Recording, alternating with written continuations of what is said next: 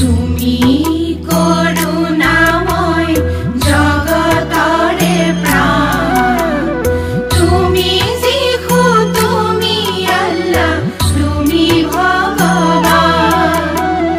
তুমি করুণাময় জগতরে প্রাণ, তুমি যিশু, তুমি আল্লাহ, তুমি ভগবান।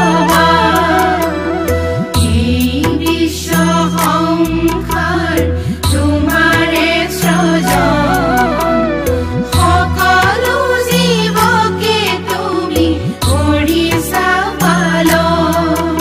গগনে পৱনে সকলোতে তুমি এক মনে এক চিত্তে বিচাৰিছো